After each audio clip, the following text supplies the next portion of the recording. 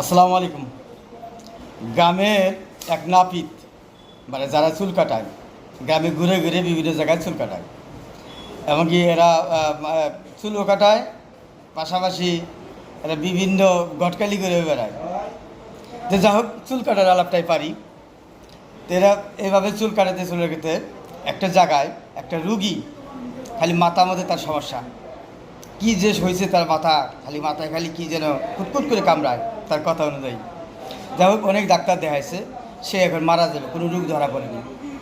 তো যাই হোক, সেই নাপিতটার কাছে গেছে যে আমার ওই লোকের ছেলে বলছে আমার বাবার মাথাটা নেড়া করে দেন। তো মাথাটা নেড়া করে দেওয়ার গেছে, যখন বলছে তাহলে নাকের গুড় দিয়ে একটু কেটে দিন। তো নাকের গুড়ে যখন এইভাবে কেটে দিতেছে চুলগুলা, নাকের ভিতরে অবাঞ্ছিত চুলগুলা, তো চুলগুলো কেটে দেওয়ার সময় দেখে একটা চুল এইভাবে খালি বাড়িতে আছে।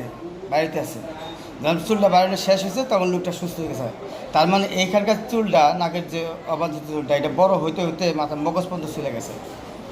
তো যাই লোকটা তো সুস্থ হয়েছে। সুস্থ হওয়ার পরে এখন বলতেছে তো আমি তো সুস্থ হয়ে গেছি, তাহলে তো এই না হইতেই বড় কবিরাজ হয়ে গেছে, বড় ডাক্তার। তো যাই হোক, আস্তে আস্তে করে এই নাভিদ সবচেয়ে বড় ডাক্তার হয়ে গেছে। আস্তে আস্তে সে বিভিন্ন রোগীর চিকিৎসা করে বেড়ায়। এখন আর নাপিতগিরি করে না, রুগী তার বাড়িতে ভরপুর। সে অপারেশন করে, মানে সে টিউমার কাটে। তো যাই হোক, পাশে একটা বড় এমবিবিএস ডাক্তার আছে, সে কোনো রুগীই পায় না, সব রুগী ওই নাপিতের যায়।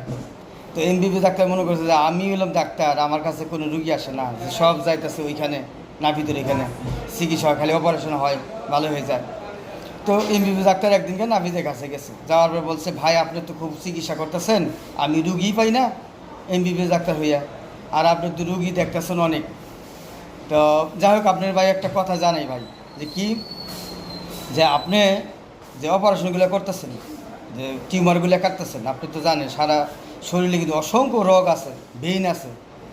এখন এমন একটা জায়গায় আপনি ফুর দিয়ে কাইটা দিলেন টিউমার, একটা রোগ কাইটা গেল, কাইটা যাওয়ার পরে দেখবেন রক্ত যে পড়া শুরু হয়েছে আর রক্ত বন্ধ হলো না।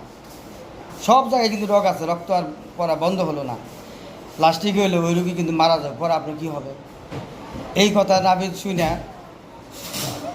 তো আপসেট হয়ে গেছে, পরবর্তী ডাক্তার সাহেব চলে গেছে এই কথা বলে। এবং তারপরের দিকে নাপিত যতবারই টিউমার কাটতে যায় ততবারই চিন্তা করে যে এইখানে তো রোগ আছে, কি হবে? এই কইয়া আস্তে আস্তেই করতে হতে সে আর অপারেশনই করতে পারে না, সে যে টিউমারগুলো কাটতে সেগুলো আর করতে পারে না। তো সমস্ত রুগী আবার সেই ডাক্তার, বড় ডাক্তার এমবিবিএস ডাক্তার কাছে চলে গেছে। নাপিত কিন্তু আর সচেতন হয়েছে যে এখানে রোগ আছে, তাই